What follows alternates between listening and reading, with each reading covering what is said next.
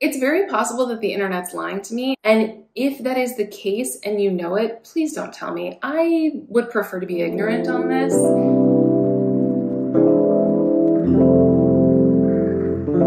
This week I launched my fall collection, and I thought it'd be fun to just describe the 4 fragrances that I chose for this collection, and also just a little bit of behind the scenes of what went into choosing those fragrances, testing them, and putting the whole product line together. So if you're interested in hearing more about that, stay tuned.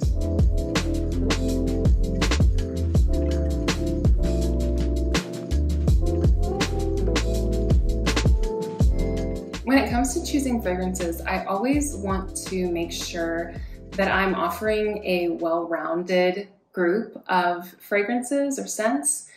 And so generally what I mean by that is just giving everyone the opportunity to find something that they like within a collection. So usually that involves one fragrance that's maybe fruity or fresh or citrusy, one fragrance that's a little bit more woodsy or masculine sort of, one that is like a neutral sort of warm fragrance might be an option. There's spicy, there's floral.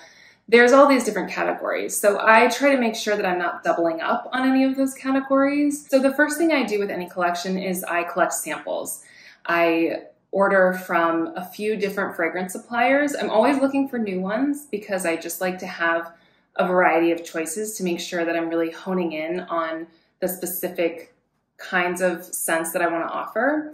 So I order samples, and then I just sort of process of elimination. Normally I smell something, if I really don't like it, it's off to the side immediately.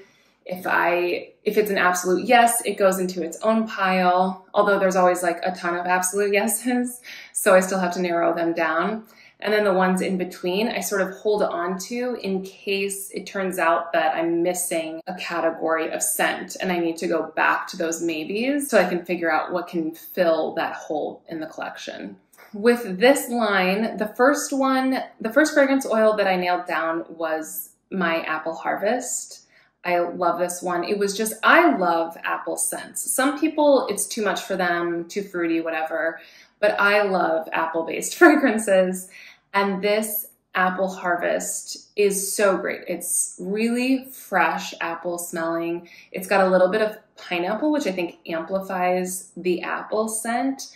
So you can't pick out that there's pineapple in there. It just really enhances the fresh, crisp apple scent.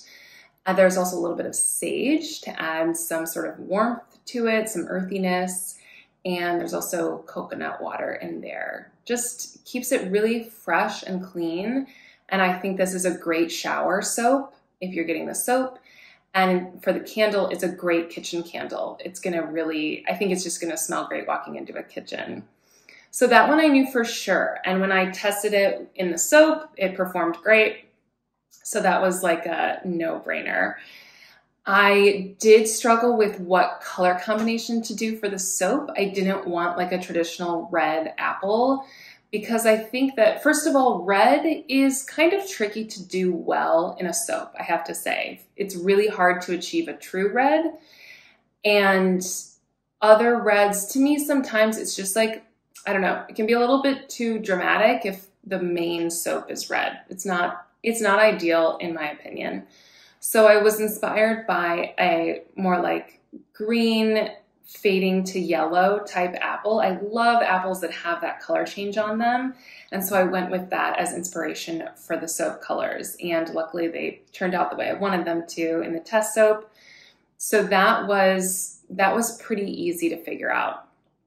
My next fragrance oil, I don't remember the order that I found the other 3 in. I think the next one I landed on was the mulled cider scent, but I'm not sure. Anyway, it doesn't matter. But this mulled cider fragrance, oh my gosh. I am a big cider drinker myself. I love when it hits fall and you can like get cider at a coffee shop or even at an apple orchard. I actually get little cups for my Keurig that have apple cider in them because I don't know, it's like the most comforting drink ever made, in my opinion. So when I smelled this fragrance oil and it had like a hint of citrus and that really great clove smell. It was just, this one was a no-brainer for me. I love the way it smells, and I think the soap is a great smell, but really the candles are the star of this fragrance. I think these candles are perfect to burn if you want a fall vibe in your house. If you're having company over during fall, dinner party, whatever, this is a great candles to burn. It's a really cozy scent.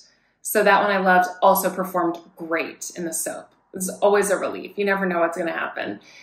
And when it came to the color palette for this one, I also I wanted that sort of spicy orange that you get from a cider.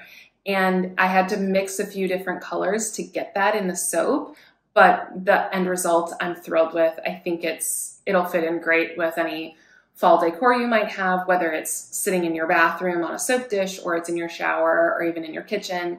I love the color on this one. It was exactly what I was going for. Again, I definitely can't remember which one of these next ones what order they came in, but my next one I'll talk about is Hunting Lodge.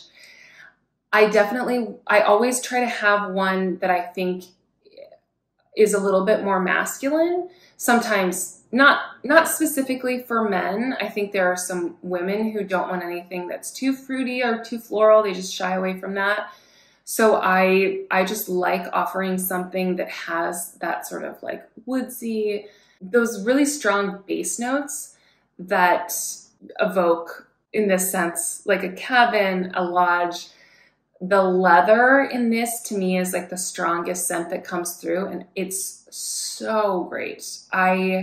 This is such an evening candle for me. I think it's the sort of thing that you burn when you're like cozying up at night, either before bed or just after dinner.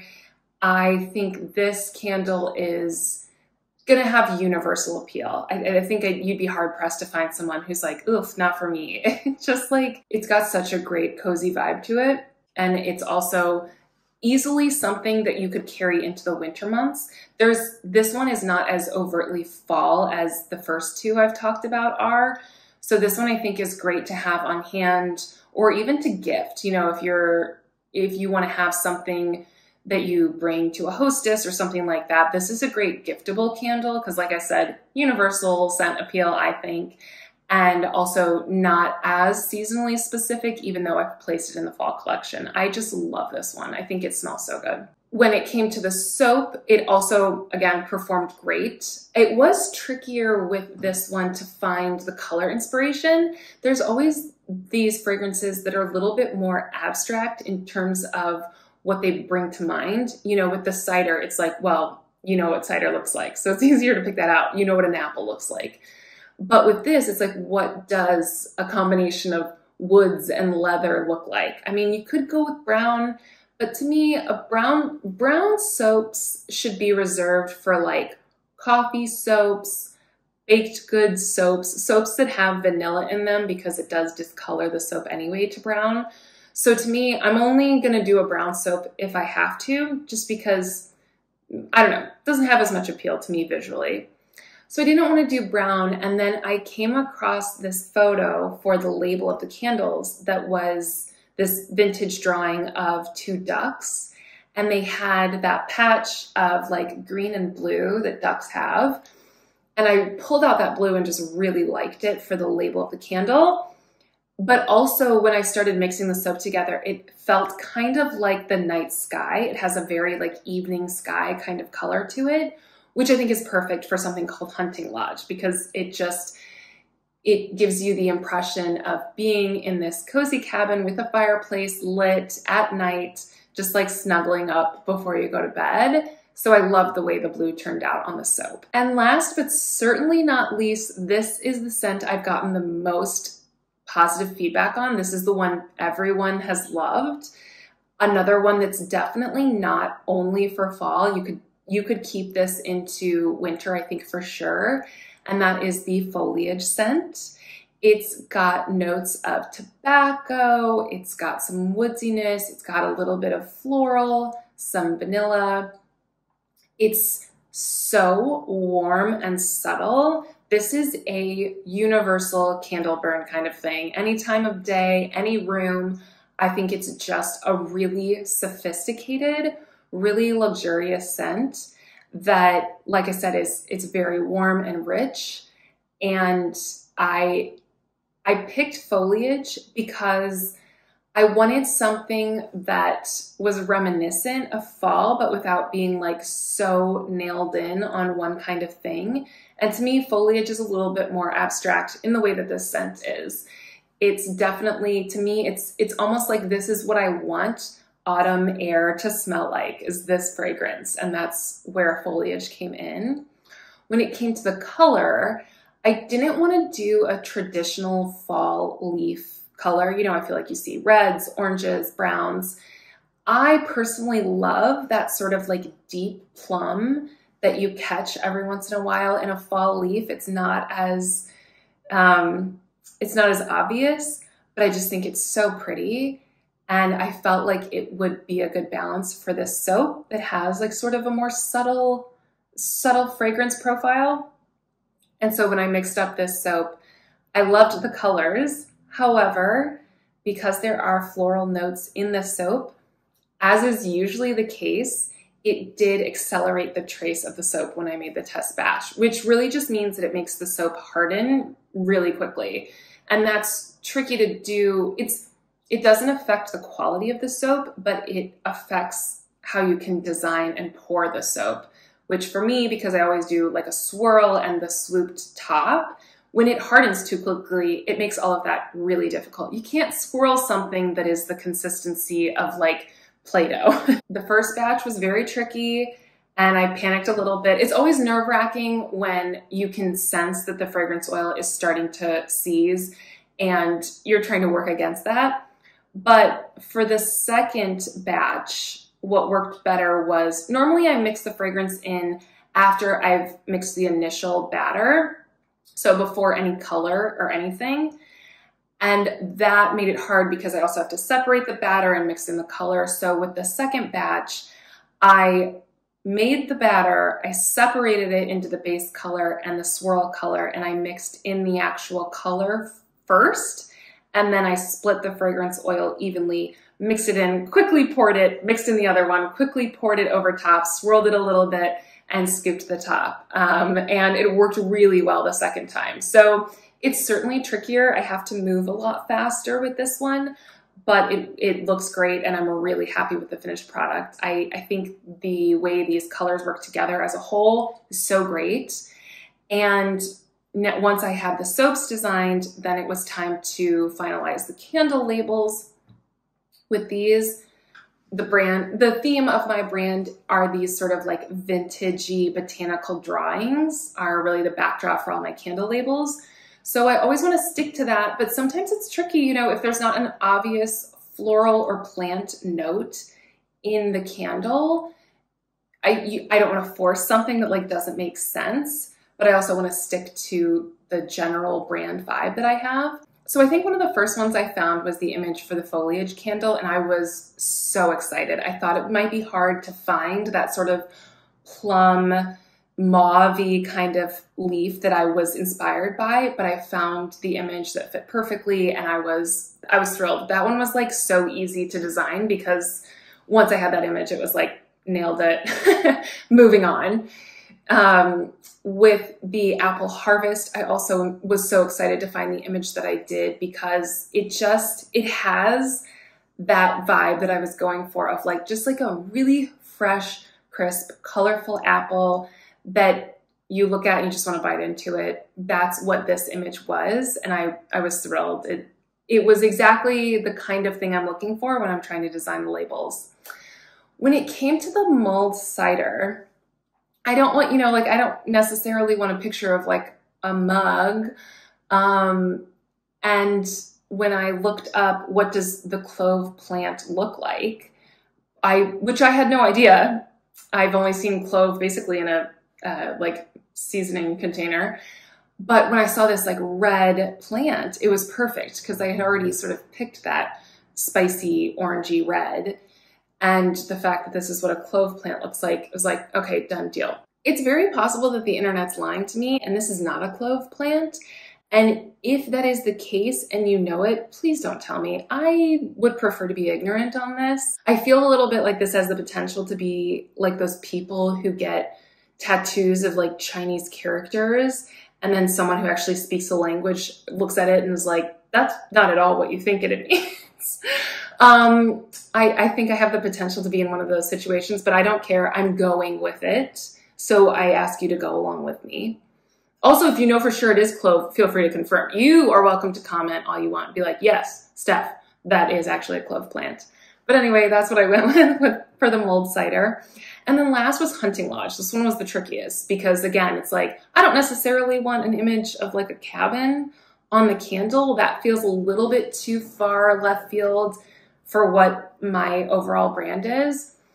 And then I don't know what made me look up ducks, but finding this image of the ducks, this like vintage botanical style drawing with ducks that have that blue in them, I was like, oh, okay, perfect. This is what I need.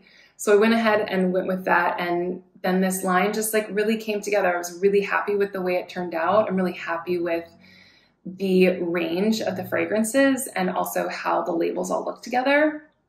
I also had to design the dust covers for the new larger candle that I've launched with this collection, and that was its own thing. I'll make a separate video on how I did the dust covers because they turned out so good, but it was quite the process. I am my own worst enemy when it comes to this kind of stuff because I am a little bit of a perfectionist. Part of that is like a signature of my brand. I do get a lot of positive feedback about the packaging, but it also makes me much slower to make progress on things that I would like to be moving quickly on.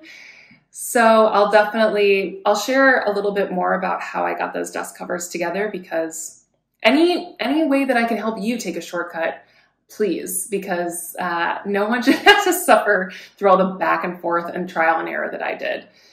But I am thrilled with the way they turn out. I like the way that they balance each other with the candle tins, with the soap. I think they're going to make great gift sets if you want to gift these to somebody else, pairing all of these together, either mixing and matching or doing all the different types of one fragrance. I just think they're going to look great together, which is really satisfying at the end of the day. It's always a little bit chaotic when you're in the middle of this process. And I'm still trying to work out how do I manage my time so that I don't feel frazzled right before I launch a new collection, which is absolutely what happened in this case. It's what happens every time, but I would like it to not happen. So I'm always working on ways to be a little bit more efficient, ways to plan out a little bit more. And if I ever figure out how to do this better, I'll certainly share. But in the meantime, I'm just clawing through every day, trying not to look like I'm falling apart from the outside. So once again, don't tell me if I'm failing at that. I don't need to hear that I look as chaotic as I feel. That's the fall collection in a nutshell. It is available on Bushyl.com right now. I really appreciate you watching this far. If you enjoyed this video, please feel free to like it. It helps me out. And also subscribe if you want to see future videos that I put out with more behind the scenes info, some tutorials, some just like day in the life. I'm open to suggestions if you want to comment on the kind of information you'd like to see from me. That's about it. Thanks for watching.